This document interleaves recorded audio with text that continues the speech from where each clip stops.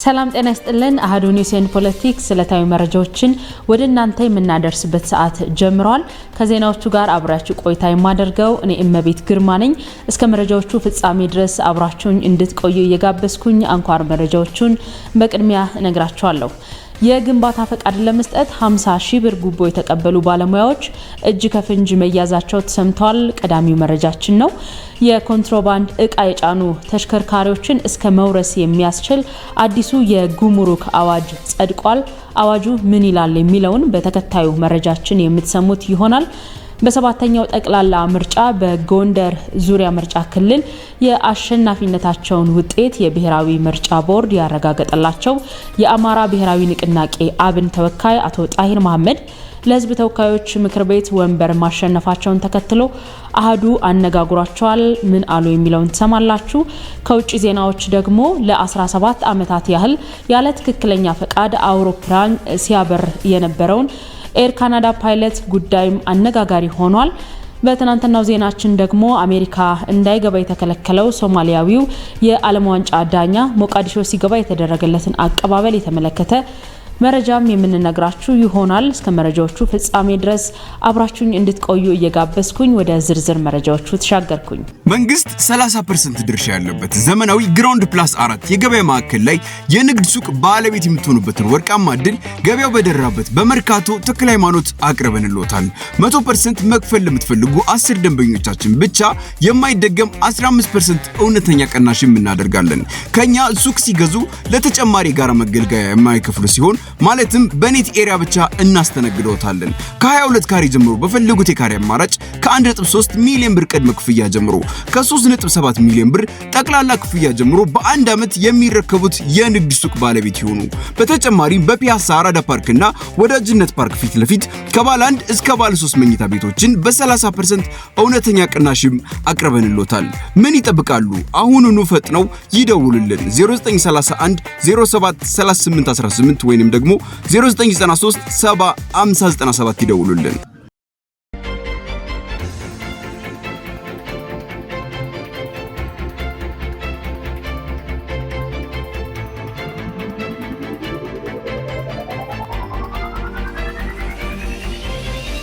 በጉለሌ ክፍለ ከተማ የግንባታ ፈቃድ ለመስጠት 50,000 ብር ጉቦ የተቀበሉ ባለሙያዎች እጅ ከፍንጅ ተይዘዋል። በአዲስ አበባ ከተማ በጉለሌ ክፍለ ከተማ ወረዳ 8 አስተዳደር ህንጻ ውስጥ የግንባታ ፈቃድ ለመስጠት 50,000 ብር መደለያ ወይንም ጉቦ የተቀበሉ ግለሰቦች በፖሊስ እጅ ከፍንጅ በቁጥጥር ስር ውለዋል።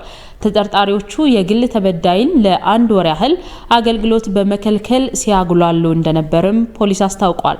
ድርጊቱ የተፈጸመው በጉለሌ ክፍለ ከተማ ወረዳ 8 አስተዳደር ህንጻ ውስጥ ነው። ዘነበ ንጉሴ የተባለው የክፍለ ከተማው የግንባታ ፈቃድ የህንጻ መጠየቂያ ባለሙያ የግል ተበዳይ የግንባታ ፈቃድ ለማውጣት ሲመላለሱ 100,000 ብር ይጠይቋቸዋል። በኋላም በድርድር 50,000 ብር ይዘው እንዲመጡ መስማማታቸውን የክፍለ ከተማው ፖሊስ የወንጀል መከላከል መምሪያ አስታውቋል። የደረሰባቸውን በደል የተረዱት የግል ተበዳይም ለክፍለ ከተማው ፖሊስ ጥቆማ ይሰጣሉ። የፖሊስ የክትትል አባላት ባደረጉት የተቀናጀ ኦፕሬሽን ተጠርጣሪው ዘነበ ንጉሴ የተባለው 50,000 ብር ጉቦ ሲቀበል እጅ ከፍንጅ በቁጥጥር ስር ለማዋል ተችሏል። በዚህም የሙስና ወንጀል ውስጥ እጃቸው ያለበት ሌላኛው ባለሙያም አድምቀው ውቤ መሆናቸውን ፖሊስ ገልጸዋል። ይህ ግለሰብ ጉቦ ካልከፈልክ አገልግሎት አታገኝም በማለት ተበዳይን ለአንድ ወር ያህል ሲያጉላሉና የሙስና ገንዘብ እንዲከፍሉም የማግባባት ስራ ሲሰሩ እንደነበርም ተረጋግጧል። የአዲስ አበባ ፖሊስ ህዝብን ለማጉላላትና አላስፈላጊ ጥቅም ለሚጠይቁ አካላት ምንም አይነት ምህረት እንደማያደርግም አስታውቆ ህብረተሰቡ መሰል ህገወጥ ድርጊቶች ሲያጋጥም ለህግ አካላት ጥቆማ መስጠቱን እንዲቀጥልም ጥሪ አቅርበዋል። የኮንትሮባንድ እቃ የጫኑ ተሽከርካሪዎችን እስከ መውረስ የሚያስችል አዲሱ የጉምሩክ አዋጅ ጸድቋል። የህዝብ ተወካዮች ምክር ቤት ትናንት ሰኔ 2 ቀን 2018 ዓ.ም ባካሄደው 24ኛ መደበኛ ስብሰባው የኮንትሮባንድ ንግድን በከፍተኛ ደረጃ ለመግታት የሚያስችለውን የጉምሩክ ማሻሻያ ረቂቅ አዋጅን በአብላጫ ድምጽ አጽድቆታል። ከዚህ ቀደም የነበረው የ100 ሺህ ብር ቅጣት ወንጀሉን ባለማስቆሙ በአዲሱ ማሻሻያ መሰረት ሙሉ በሙሉ የኮንትሮባንድ እቃ የጫኑ ወይንም እቃ መደበቂያ ተደርገው የተሰሩ ተሽከርካሪዎች የዋጋ ግምታቸው ሳይተመን ሙሉ በሙሉ ተወርሰው የመንግስት ንብረት ይሆናሉ ነው የተባለው። ሆኖም ባለቤቶቹ የመከላከያ ማስረጃ የማቅረብ እድልም ተሰጥቷቸዋል። ቀደም ሲል አስመጪዎች አቤቱታ ለማቅረብ የተጠየቁትን ቀረጥና ታክስ ሙሉ በሙሉ መክፈል የነበረባቸው ሲሆን አሁን ግን ያመኑበትን ከፍለው አከራካሪውን 50% ብቻ በማስያዣ ይግባኝ ማለት ይችላሉ። ግዴታቸውን ባልተወጡ አጓጓዦች፣ የመጋዘን ባለፈቃዶችና ጊዜያዊ እቃ ባላስመጡ አካላት ላይ ጠንካራ ቅጣትም ተጥሏል። ለምሳሌ የመንገደኞች ወይንም የጭነት መግለጫ በጊዜው ያላቀረቡ አጓጓዦች ከ4000 እስከ 10000 ብር ይቀጣሉ። ይህ አዋጅ በህገወጥ የኮንትሮባንድ ንግድ ላይ የሚሳተፉትን በከፍተኛ ደረጃ የመቀነስና የሀገሪቱን የኢኮኖሚ ደህንነትም ለመጠበቅ ትልቅ እገዛ እንደሚያደርግም ተገልጿል። የሰላም እጦት በሰላማዊ መንገድ እንዲፈታና የሐሳብ ፖለቲካ እንዲያድግ እሰራለሁ ብለዋል አቶ ጣሂር መሐመድ። ግንቦት 24 ቀን በተካሄደው 7ኛው ጠቅላላ ምርጫ የህዝብ ተወካዮች ምክር ቤት ወንበር ያሸነፉት የአማራ ብሔራዊ ንቅናቄ አብን ተወካይ አቶ ጣሂር መሐመድ በሀገሪቱ የሚስተዋለውን የሰላም እጦት በዘላቂነት ለመፍታትና የሐሳብ ፖለቲካን ለማሳደግ እንደሚሰሩ ለአሃዱ ሬዲዮ ተናግረዋል። አቶ ጣሂር መሐመድ ድርጅታቸው አብን በዘንድሮ ምርጫ ንቁ ተሳትፎ ማድረጋቸውን ጠቅሰው ምንም እንኳን አጠቃላይ ሀገራዊ ሁኔታው ምቹ ያልነበረ ፈተናዎች ቢታዩበትም ያንን ተቋቁመው ነገሮችን ለማስተካከል መንቀሳቀሳቸውን ገልጸዋል። ባለፉት 7 ዓመታት ፓርቲው በሁለት ምርጫዎች ላይ መሳተፉንና በተለይም የፖለቲካ መድረኮች ላይ የህዝብን ጥያቄዎች በማንጸባረቅ በጎ አስተዋጽኦ ለማበርከት መጣሩንም ተናግሯል።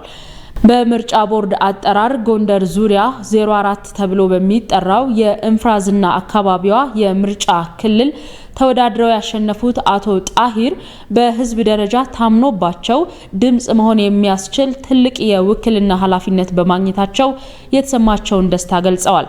በመጀመሪያ ደረጃ ከተወከሉበት አካባቢ የሚስተዋሉ ማህበራዊና ኢኮኖሚያዊ ችግሮችን ለመፍታት ከመረጠኝ ህዝብ ከአስፈጻሚ አካላት እንዲሁም መንግስታዊ ካልሆኑ ድርጅቶች ጋር በመጣመር እሰራለሁ ያሉት አቶ ጣሂር በተለይም የወጣቶች የስራ ዕድል ፈጠራና የአካባቢው የመሰረተ ልማት እንቅስቃሴዎች ላይ የተሻለ አስተዋጽኦ ለማድረግ ጥረት አደርጋለሁ ብለዋል።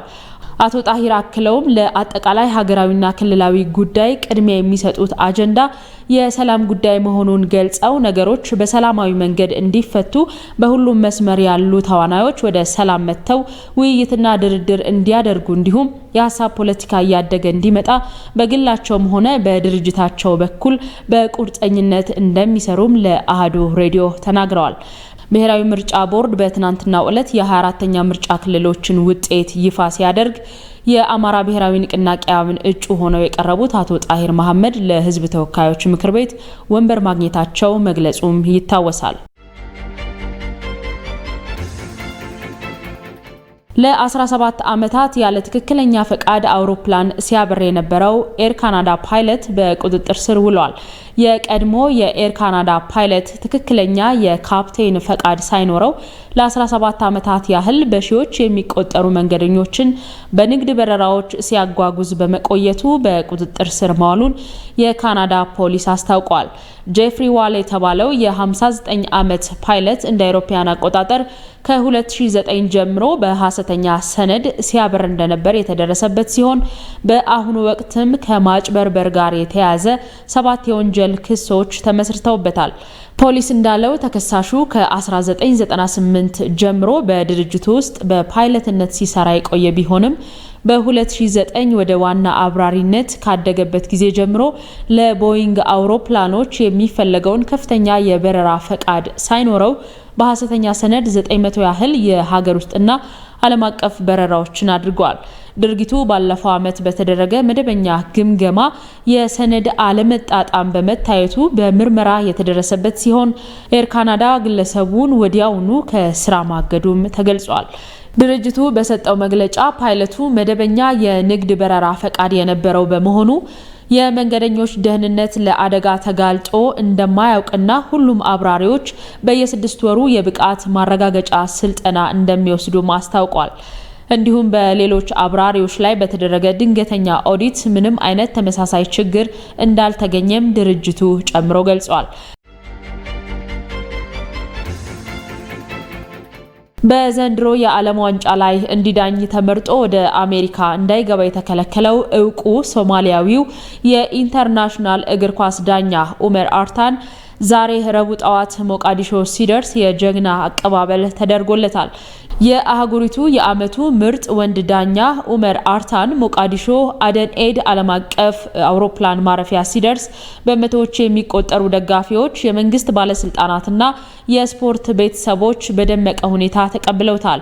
የዓለም ጤና ድርጅት ዋና ዳይሬክተር ዶክተር ቴድሮስ አድሃኖም በትዊተር ገጻቸው ባስተላለፉት መልእክትም በሙያ ጥግ ላይ በመድረስህ ብቻ በትውልድ ሀገርህ ላለው አዲስ ትውልድ ትልቅ መነሳሳት ፈጥረሃል በማለት አጋርነታቸውን ገልጸዋል። ዳኛው ለጋዜጠኛው በሰጠው መግለጫም ለተደረገለት ድጋፍ የሶማሊያ መንግስት፣ ህዝብና ፊፋን አመስግኗል። እግዚአብሔር ከፈቀደ በሚቀጥለው የዓለም ዋንጫ ላይ እንደምገኝ ቃል ገባላችኋለሁ። የሶማሊያ ህዝብ በዚህ እንዲረጋጋም በራሱ እንዲተማመንም እፈልጋለሁ ብሏል። አክሎም የሶማሊያን ስም የመጠበቅ ኃላፊነት የሁላችንም ነው። ሀገራችን በጥሩም ሆነ በመጥፎ ሁኔታ ውስጥ ብትሆንም የኛ ናት። ያ ባንዲራና ፓስፖርትም የኛ ነው በማለት ለወጣቶች መልእክትን አስተላልፈዋል። የኡመር አርታን ክልከላ በአሜሪካ ላይ የስፖርት አፍቃሪያንን ቁጣ የቀሰቀሰ ሲሆን በዶናልድ ትራምፕ አስተዳደር አዲስ የጉዞ ገደብ የተጣለባቸው 40 ሀገራት መካከል ሶማሊያ አንዷ መሆኗም ለዚህ ምክንያት ሳይሆን እንዳልቀረም ይገመታል። ለሰዓቱ ያዘጋጀናቸው መረጃዎች እነዚህን ይመስሉ ነበር። ሌሎች ዕለታዊ መረጃዎችን ባልደረቦቼ ያደርሷችኋል። አዳዲስ መረጃዎችን ለማግኘት ይህንን ቻናል ሰብስክራይብ ማድረጋችሁን አትርሱ። ሐሳብና አስተያየቶቻችሁን ደግሞ በኮሜንት ላይ አስቀምጡልን። ስለምትከታተሉን ከልብ እናመሰግናለን። ሰላም ቆዩን። ሰላም ለእናንተ ይሁን ውድ ቤተሰቦቻችን፣ እንደምንስ ቆያችሁ? ይህ አሃዱ ሬዲዮ 94.3 ነው። ዓለም ስራ ዘውዱ የቴክኒክ አጋሬ ነች። ክብሮም ወርቁ ልሳኑን እመራለሁ። አሁን አንኳር ዘገባዎቹን ላስቀድም። በምርጫ አሸንፎ መንግስት የሚመሰርተው ፓርቲ ቀዳሚ የቤት ስራው ብሔራዊ ጥቅምን ማስጠበቅ ሊሆን እንደሚገባ ባለሙያዎች ተናገሩ። በሰባተኛው ጠቅላላ ምርጫ አሸንፎ መንግስት የሚመሰርተው ፓርቲ ቀዳሚው የቤት ስራው የሀገርን ብሔራዊ ጥቅም ማስጠበቅ ሊሆን እንደሚገባ አሃዱ ያነጋገራቸው የፖለቲካ ሳይንስና የዲፕሎማሲ ባለሙያዎች ናቸው የተናገሩት። የዓለም አቀፍ ግንኙነትና ጂኦፖለቲካ ተንታኙ ዶክተር ተሻለ ሰብረው አሸናፊው ፓርቲ ብስለት በተሞላበት ዲፕሎማሲ የውጭ ግንኙነቶችን ስኬታማ ለማድረግና የህዝብን መብት ለማስከበር ወዳጅ ሀገራትን ማብዛት ቀዳሚ ተግባሩ መሆን አለበት ብለው እንደሚያምኑም አስረድተዋል። ቤንችማርክ የሚባል አሰራር አለ። ቤንችማርክ ማለት አይነቃን ማንንም ይምጣ ሀገር የሚባል መንግስት የሚባል ምን ቤንችማርክ ላይ ከዛ ነው መንደርደራ በቃ የመቀመጫ መሰረታዊ የሆነ አንድ መሪህ አለ። ከመንግስታዊ ያ መሪ ከመንግስታዊ ነው። የትኛውም ዲክታተርሺፕ እንኳን ቢመጣ የሚሊተሪም ቢመጣ ሲቪልም ቢመጣ ወደ ስልጣን ላይ መጠበቅ አለበት፣ መተኮር አለበት፣ ተረግጦ ስራ ላይ መዋል አለበት። የትኛውም የአፈጣጠም ፖሊሲዎች እንኳን ሲቀርጹ እኮ የማይገቡ መሰረታዊ ሁለት መሰረታዊ ጥያቄዎች ይኖራሉ። ሰው ከዛም በላይ ሊሆን ይችላል። ግን አንደኛው ምንድነው? ዋናው የኢትዮጵያን መሰረታዊ የኢትዮጵያን ህዝብ የኢትዮጵያን መንግስት በውጭ ግንኙነት አኳያ ስታይ ያንን ፍላጎት ወይም ኢንተረስት መፈጸም አለበት፣ የሚፈጽም መሆን አለበት፣ ወይም የሚያስጠብቅ መሆን አለበት። አንደኛ ይሄ ነው። ሁለተኛ ደግሞ ከወዳጅ ሀገራትን ማብዛት ማፍራት የጠላትን ካምፕ ታሪካዊ ጠላቶች ካምፕ ይኖራል። ጊዜያዊ ጠላቶች የሚባሉ መንግስታት ሊሆኑ ይችላሉ። ከነሱ ውስጥ በተቻለው መጠን ወደ ትብብርና ወደ ትብብሩ ማዕቀብ የማስገባት ስራ ነው፣ ሰላማዊ ስራ ነው መሰራት ያለበት። ዋን ቱ ዋን ወይም በብዙሃኑ ጋር ያለን ግንኙነት እሱ ማጠናከር ነው። የቀድሞው ዲፕሎማት አምባሳደር ጥሩነህ ዜናው በበኩላቸው የኢትዮጵያ የዲፕሎማሲ አቅም ሊጎለብት የሚችለው ሀገሪቱ በኢኮኖሚና በወታደራዊ ዘርፍ ጠንካራ መሆን ስትችል ብቻ ነው ብለዋል። አሸናፊው ፓርቲ የሀገርን ሉዓላዊነት በአስተማማኝ ሁኔታ አጽንቶ ለማስቀጠል በዲፕሎማሲው ዘርፍ ያለውን ተሰሚነት ማሳደግ ላይ እንዲሰራም ነው ምሁራኑ ያስታወሱት። ወዳጅ ሀገራት ኢትዮጵያ ውስጥ አሁን ጥቂት ጠላት የሚባሉ የሚጠቀሱ ሀገሮች በስተቀር ሁሉም ወዳጅ ናቸው። ወዳጅ ብቻ መሆን አይደለም። ከትልልቆቹ ጋር ቻይና ጋር ኦልዌዘር ሪሌሽን ነው። በማንኛውም ሁኔታ የማይለወጥ ግንኙነት መስርተናል። ያንን እያሳዩ ያንን ማጠናከር ያስፈልጋል። ጀመርኩት ድክመት ወዳለበት አካባቢ መቀጠል ይሄ ያለ ነገር ይሄ በጣም ሰክሰስፉል የሆነበት መስመር ይሄ በዚህ መቀጠል። ሁለተኛው አሜሪካም ቢሆን ቅርብ ጊዜ ሴኪዩሪቲ እና አካባቢው ጭምር ሰላማዊ ለማድረግ አብሮ ለመስራት የተስማሙበትና የተፈራረሙበት ሁኔታ አለ። አሸናፊው ፓርቲ ሊጨበጥ የሚችል የዲፕሎማሲ ስኬት ማስመዝገብ እንዳለበት ነው ምሁራኑ አጽንኦት የሰጡት። በሰባተኛው ጠቅላላ ምርጫ ያሰማራናቸው ታዛቢዎች እንግልት ደርሶባቸዋል ሲሉ የተፎካካሪ ፓርቲዎች ቅሬታ አቀረቡ። በአራት የፖለቲካ ፓርቲዎች የተመሰረተው ትብብር ለኢትዮጵያ አንድነትና የኦሮሞ ፌዴራሊስት ኮንግረስ ኦፌኮ ግንቦት 24 ቀን 2018 ዓ.ም በተካሄደው ሰባተኛው ጠቅላላ ምርጫ ያሰማራናቸው ታዛቢዎች ላልተፈለገ እንግልት ተዳርገዋል የሚል ቅሬታ አቅርበዋል። የትብብር ለኢትዮጵያ አንድነት ፕሬዝዳንት አቶ አብርሃም ጌጡ ለሰባተኛው ጠቅላላ ምርጫ በፓርቲው የተመደቡ ታዛቢዎች በደረሰባቸው ከፍተኛ እንግልት ምክንያት ስራቸውን ለማቋረጥ ተገደዋል ሲሉ ለአሃዱ ሬዲዮ ተናግረዋል። ምሽት 12 ሰዓት መጠናቀቅ የነበረበት የድምፅ አሰጣጥ ሂደት እስከ ሌሊት 6 ሰዓት መራዘሙም በእንከን ከተነሱ ጉዳዮች መካከል አንዱ ነው። የመራጮች ድምፅ ቆጠራ ሳይጀመር ከአንድ ቀን በላይ መቆየቱም ታዛቢዎችን ለእንግልት ከዳረጉ ምክንያቶች መካከል እንደሚጠቀስ ፕሬዝዳንቱ አብራርተዋል። ፓርቲው ለምርጫ ቦርድ ቅሬታ ማቅረቡንና ቦርዱም ፈጣንና ተገቢ ምላሽ መስጠቱን ነው አቶ አብርሃም አክለው የገለጹት። የኦሮሞ ፌዴራሊስት ኮንግረስ ፓርቲ ኦፌኮ የህዝብ ግንኙነት ኃላፊ አቶ ሱልጣን ቃሲምም በተመሳሳይ መራጮች እስከ ሌሊቱ 6 ሰዓት ድምፅ ሰጥተው ቢያጠናቀቁም እስከ ሌሊት 9 ሰዓት ድረስ ቆጠራ ባለመጀመሩ ታዛቢዎች የመምረጫ ጣቢያዎችን ጥለው ለመውጣት እንደተገደዱ ጠቁመዋል። ኦፌኮ በተወዳደረባቸው አዲስ አበባ፣ ሐረርና ድሬዳዋ ከተሞች በድምሩ 41 ታዛቢዎችን አሰማርቶ እንደነበር የህዝብ ግንኙነት ኃላፊው አስታውሰዋል። ታዛቢዎቻችን ደርሶባቸዋል ያሉትን እንግልት በተመለከተም በድሬዳዋ ከተማ 3 ታዛቢዎች ታስረው እንደነበርና ለምርጫ ቦርድ በማሳወቅ ከ1 ሰዓት ቆይታ በኋላ እንደተፈቱ አቶ ሱልጣን ቃሲም አስረድተዋል። ኢትዮጵያ በየዓመቱ ከምታገኘው ጠቅላላ የሀገር ውስጥ ምርት ውስጥ 4% ከደን ልማት እንደሚሸፈን ተገለጸ። ኢትዮጵያ በየዓመቱ ከምታገኘው ጠቅላላ የሀገር ውስጥ ምርት ጂዲፒ ውስጥ 4% ከደን ልማት እንደሚሸፈን በጥናት መረጋገጡን ያስታወቀው የኢትዮጵያ ደን ልማት ነው። የኢትዮጵያ ደን ልማት የአረንጓዴ አሻራና ሰው ሰራሽ ደን መሪ ስራ አስፈጻሚ አቶ አበሩ ጠና ለአሃዱ ሬዲዮ እንደገለጹት የኢትዮጵያ ስታቲስቲክስ አገልግሎት መረጃ ከሀገሪቱ ዓመታዊ ሀብት 4% የሚሆነው ገቢ ከደን ሽፋን እንደምታገኝ ያሳያል። ኖርማሊ በየዓመቱ እንግዲህ ግሪን ሌጋሲ ስራን እኮ ከ7.5 ከ4 ቢሊዮን ጀምረን እስከ 7 በዚህ ዓመት በባለፈው ዓመት 7.5 ቢሊዮን አካባቢ ችግኞችን እየተከልን እነዚህ የተመነጠሩትን እየተካ ትሄዳለ። ሁለተኛ ደግሞ በዛኑ ልክ ደግሞ ሪስቶር የሚያደርጉ በራሳቸው ሪጀነሬት አድርገው የሚወጡ የሚጠበቁ ቦታዎችም አሉ። የተሻለ የአፈር ለምነት ያለበት ቦታ ላይ ተካላት አካሄዳለ። በጣም ደግሞ የተጎዳ የተጋጋጠ ከሆነ ደግሞ ክሎዝድ አድርገው ወይም ከልለህ እንዲያገግም በራሱ የምታደርግበት መንገድ አለ ማለት ነው። ስለዚህ በየዓመቱ እነዚህን ችግኞች እንግዲህ ከ2011 ግሪን ሌጋሲ ስራ ከጀመረ እንኳን ከ2011 ጀምሮ እንግዲህ ከ4 ቢሊዮን ጀምረን አሁን በባለፈው ዓመት ድረስ 7.5 ቢሊዮን አካባቢ ችግኞችን የሚተከል ነው። ኖርማሊ ምንጣረው የተለያየ ነው። ባይዘው የሚመነጠር እንትን አይደለም። አንዳንዱ በራሱ በህገ ወጥ መንገድ የሚመነጠር አለ፣ አንዳንዱ ለልማት የሚመነጠር አለ። ስለዚህ እነዚህ ነገሮች ሁሉ አሉ። የኢትዮጵያ ጂዲፒ ከግብርና ከኢንዱስትሪና ከደን ልማት በሚገኝ ገቢ ላይ የተመሰረተ ነው ያሉት አቶ አበሩ በኢትዮጵያ የሚቆረጡ ደኖች ለኢንዱስትሪ፣ ለእንጨት ስራ ውጤቶች ወይም ፈርኒቸር፣ ለማገዶና ለከሰል አገልግሎት እንደሚውሉም ገልጸዋል። ይህ የደን አጠቃቀም በህጋዊ መንገድ እየተከናወነ እንደሚገኝም ጠቁመዋል። ኳታር ለአንድ በሶማሊያ ለሚገኝ ሆስፒታል የዲያሊሲስ ቁሳቁሶችን ለገሰች። የኳታር በጎ አድራጎት ድርጅት እንደገለጸው ሀገሪቱ ለሶማሊያ ሆስፒታል የኩላሊት እጥበት ወይም ኪድኒ ዲያሊሲስ የሚያገለግለውን በርካታ መጠን ያለው ቁሳቁስ መስጠቷን ነው ያስታወቀው። ኳታር የሰጠችው ይሄ ወሳኝ የተባለለት የኩላሊት እጥበት አገልግሎት ማሽን በሀገሪቱ በከፋ ስቃይ ውስጥ ላሉ ሶማሊያውያን ትልቅ ተስፋ ሆኗል። በሶማሊያ ለኩላሊት እጥበት ለአንድ ህመምተኛ በወር $500-600 እንደሚያስፈልግ ይነገራል። የተገኘው ማሽንም ችግሩን ለማቃለል ድርሻው የጎላ ነው ሲል የዘገበው ገልፍ ኒውስ ነው።